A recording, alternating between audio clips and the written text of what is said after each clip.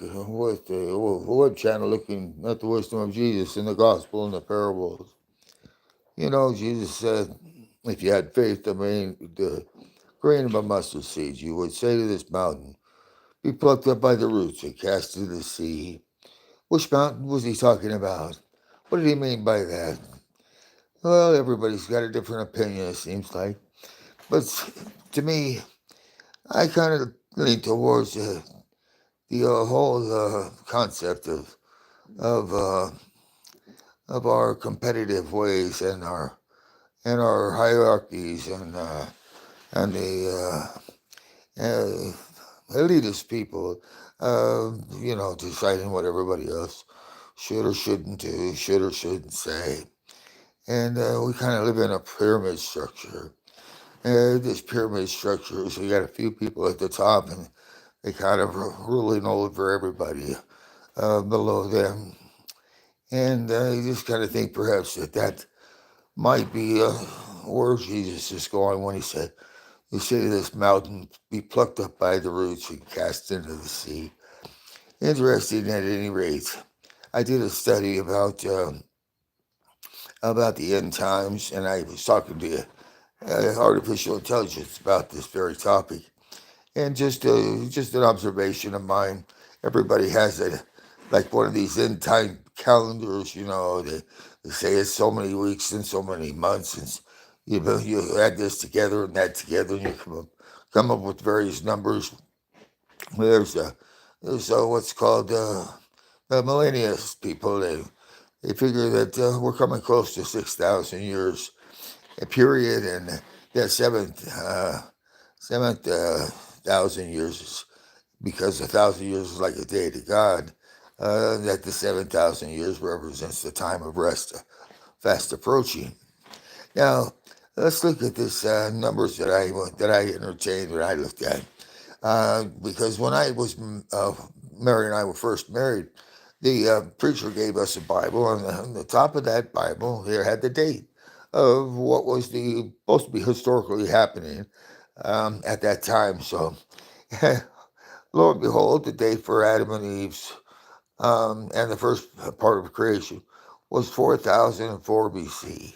4004 BC. And Jesus, in his date above his birth period, was 4004 BC. So you can note that from the time of Adam and Eve to the time of Jesus was 4004 BC. And we don't know when Adam and Eve, took of the forbidden fruit. But let's just speculate it might have been 30 years. After they were created, the temptation was too great. So they took of the fruit. So then 30 or 33 years, let's say. If we speculated that was the fall of man was somewhere around then, and we're looking at this 4004 BC as the time of first time of creation, to the time of Christ. Because look at that 4,000 year period. But let's suppose that they lived 30 years without taking in the fruit, and then they took in the fruit. 30 years later, um, the period of time from the fall of man, speculating it might have been 30 years to the time of Christ, was still 4,000 years, because time of Christ was a 30-year period at his death, where he said, Father, forgive them, they know not what they do. Something significant happened. What he did was he removed guilt from man. He took away the fallen man, which was Satan saying, you're going to know everything. You're going to know good and evil. Well, Paul says we know in part and we prophesy in part. When the perfect has come, that which was in part will be done away. So even though they knew good and evil, they only knew a part of it. They only knew a piece of it. They knew enough to get them in trouble. They knew enough for that to bring them death for sure. And this is what God was forewarning them about. Not that what Satan said, you'll be wise like God, know good from evil. Nah, they didn't know enough about good and evil to be judges of good and evil, and that ultimately leads to them condemning themselves, essentially. So Christ comes along and says, Father, forgive them, they know not what they do. Satan says, you'll know. Christ says, they don't know. That was the undoing of the original sin, really, and the beginning of our possibility for redemption. For that 4,000 years having, give or take 34,000 years having transpired. So what would that look like? Um, we have Jesus giving salvation, and 4,000 years later. It's interesting when the Egyptians had the Israelites in bondage. That was supposed to have lasted 400 years, and then the Promised Land. So you have the struggle, and then you have the Promised Land. You have the struggle, then you have the time of peace and rest, which would be like theoretically this this approaching year of actually here's what I came up with. If it was 4004 BC, the time of Adam and Eve to the time of Christ, 4,000 years, but the time of the flood that Noah was notified, it was somewhere around 2348 BC that God had made the decision to bring the flood. So from the time of the 4004, from the time of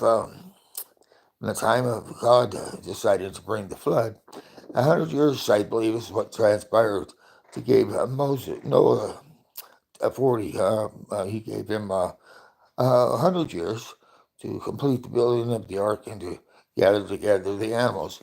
So that brings us to the 2348 BC. And 2448 was the time that the decision was made. And I believe Noah was 600 years old at that time.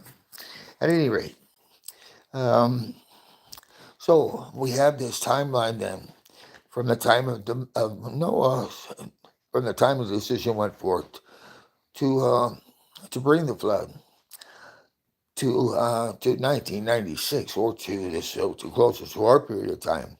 It just happens to be 4,444 years.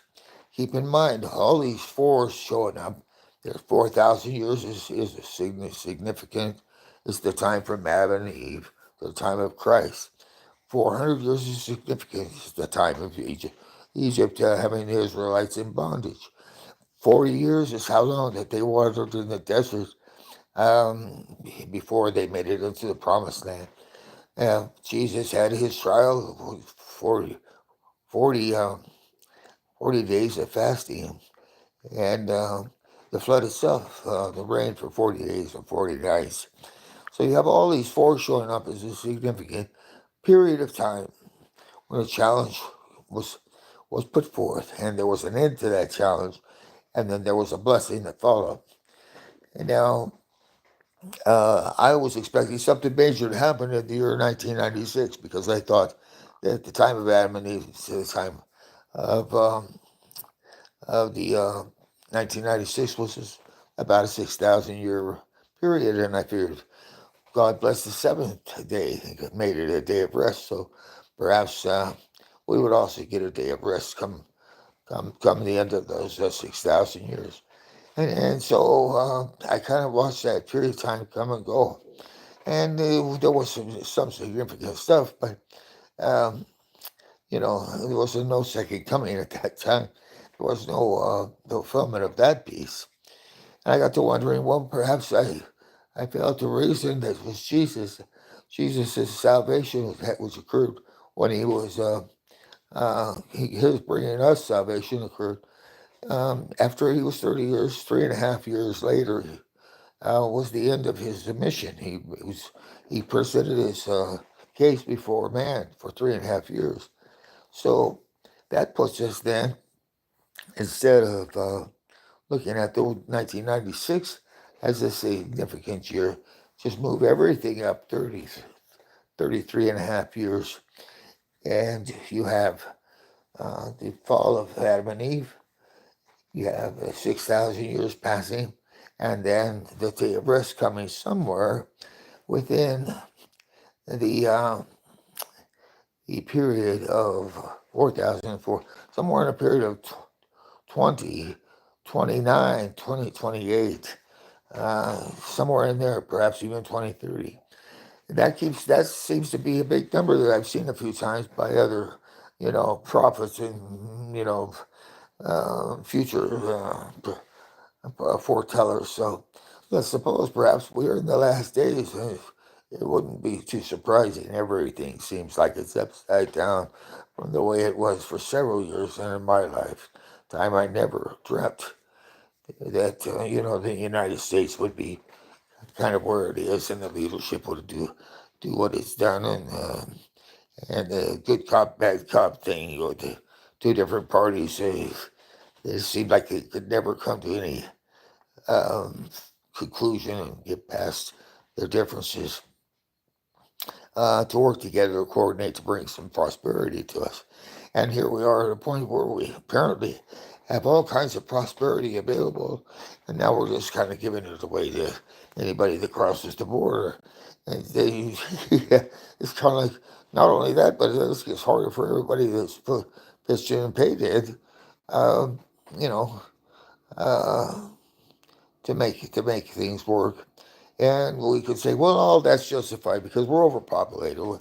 If it's too easy, we'll just have more children, and the world will just be that big of much more bigger of a mess because we overpopulated ourselves.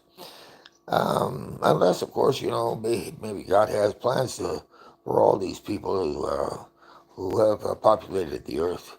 Be fruitful and multiply. That was the first commandment. So. Uh, but the earth as it is doesn't seem like it can sustain us. But the earth went through a change after the flood, and we're promised a new heaven and a new earth sometime later. So maybe that new heaven and earth can handle all the population, the overpopulation that we have. We don't know. But at any rate, we're looking at this period of 4004 BC. And we're adding 4004 BC to 1996, or we're adding uh, 4004 plus 30, um, which when you add from the back, it looks something like uh, 30. Take away 30 from 4004, so we're 39. We're, we're 3,970. Years. Now, some people may wonder how you come up with this 4004, but it's very simple. In my Bible, it relates the time that each person lived before they had a son. And then that son lived for so long that he had a son. And if you take all these guys that had sons, and their names are all listed, if you take the years before they had the sons and you add all those years together, it does in fact come out to 4,000 years up to the time of Christ. And some of the genealogy is all listed and mentioned, which is just kind of fascinating because um, it does put Adam and Eve at this 4004 BC time period, just like my Bible says. That amount of time passing between Adam and Eve and Jesus' birth. And if we look at Adam and Eve, perhaps transgression occurring some 30 years later in Jesus' mission, completing 30 years later, then 30, 33. Um, then you still have a 4,000 year period. Um, so 4,000 years, and now 2,000 years has passed since Jesus' birth, because we're in the year, 20, 40, 48. Is 20. I'm sorry, we're in the year 2024, and and and so if we were to look at that in chronological years, according to Jesus' birth, it's been about 3,000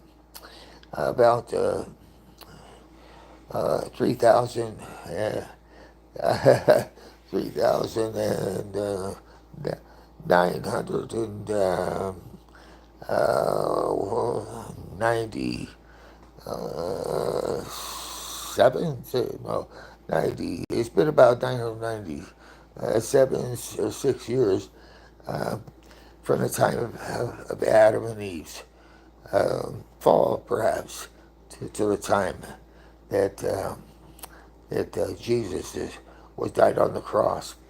Now, so we have this 2,000 years following that, which puts us very, very close to a 6,000 year period, and the possibility of coming to a time of rest. God blessed the seventh day, and it's not just a time of rest for individuals, but it's a time also that we give rest to others. We give rest in the way of mercy and forgiveness, and we give rest in the way of releasing debt and and setting free. So that time period is coming around the corner. I thought it was interesting because of those repeating fours, those 4,444. When I first saw that, I was really kind of floored, floored. At any rate, that's Stanley Beck's observation of numerology and look at the possibility of the end times being right around the corner and why. I might anticipate that they are in fact drawing near, and so the, the whole concept is to treat each other right and value friendships, value relationships, um, because I believe that we were created to by a loving God to love and to care about each other as children of His, and that's really our primary function and purpose. And in order for us to do that, we can't be uh, we can't be cruel and mean to each other, and we have to try to um, we defend against the bullies, but we definitely have to coexist, and coexistence sometimes means you know it means standing up for the little guy, and it doesn't mean that you just let everybody run amok, and hurt other people in the name of any religion or faith. So uh, that's Danny Beck. I was live. Been 17 minutes. We looked at the numerology. We looked at the 4,444 years have passed since the time of the flood. Oh, now, interesting little note that what was going on in the world 4,444 years in the past. And one thing that stood out that I was talking to AI about was that the pyramids were being built. And, China recently was looking over with some kind of special radar, and they see energy coming and emitting out of the Giza Plateau area, very place where the giant pyramid with the gold cap originally had a gold cap on it, was overlaid with limestone, real pretty white with a gold cap. And at any rate, even without that layer of coating on the gold cap, energy is emitting out of the pyramid. And I thought, well, this energy is, what if this energy was the polluting force that brought about the Great Flood? And and so the time periods that the pyramid is being built overlaps real significantly around that time that pyramid was built. And I just say, you know, let's say to that mountain, be plucked up by the roots and cast to the sea. Maybe it'll obey us, maybe it will. Jesus promises that some mountain, somewhere, we will say to it, if we have faith greater than a mustard seed, be plucked up by the roots and cast into the sea, and it will obey you. So there you have it. That's my going live analysis and end times prediction, and I even throw in that little Egyptology view about the possibility of the flood being associated with the building of the Great Pyramid in Giza. There are pyramids all over the place. Did they create them to somehow harness the weather? I don't know what they were going to do with the energy if they weren't working on the weather. It doesn't seem like There's many leftover cars laying around, or Tesla kind of equipment laying around. Maybe they really were ancient aliens and their spacecraft required it. But I kind of don't think so myself. I kind of think it is what it is, and we're looking at them building all these pyramids without a wheel. They had some kind of a tool that probably cut and levitated on these huge stones, and there's energy involved with the very construction of the pyramids. The final little note might be, that there's this great dragon mentioned in the Bible, and the pyramids themselves could very well um, be the serpent incorporated in them. When I say the serpent incorporated in the pyramids, perhaps the force of, uh, of this uh, serpent-like energy that's being used to uh, to control the weather. I would think. Here's why: the pyramids in Mexico, they have the two heads of the serpent at the very bottom of it, and during the equinox, the body shows up as illuminated by the sun. And so I just think it's kind of fascinating that on all continents, this really a dragon is recognized as fire-breathing dragon, or a dragon that they can fly, a feathered serpent. That all these things kind of speak to serpents in the sky, affecting the sky. And I look at some of the I watch a lot of those ancient aliens theories, and speculate that there's something to it. There's something about the sky being involved with the great stones being moved about. And so uh, that's that kind of sums it up. It's interesting. There's things we don't know how they work, what forces are at play. And until we know how they built the pyramids, I'm gonna say that was um, that was playing into the devil's hand to build these pyramids, because the forces that they thought that they could control got out of hand. We worry about the CERN project, the exact same reasons, perhaps, that we might have worried in Noah's day about the building of the pyramids. So there you go. I went live. I'm going. I'm going to go off the channel and see if anybody's watched me or not. I don't see any viewers. I bet you I'm not really viewable by anybody, or maybe I'm just being tucked away, and somebody has to scrutinize this before they will actually let it get seen.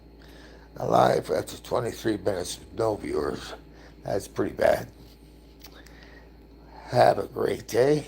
Danny Beck signing off, and that was pretty much the conversation that I had with AI, who thought it was all kind of fascinating and interesting. At least I have one good ear that listens and cares what I have to say. Like and share, and do subscribe if you want to hear more from me. Look up my channel and search my playlist and find my poems that I wrote, find my Bible commentaries, and find the fresh look at the parables, because we need to take a fresh look at a lot of things if we're going to prepare for that second coming, which could very well be around that corner. Have a great day. Bye now.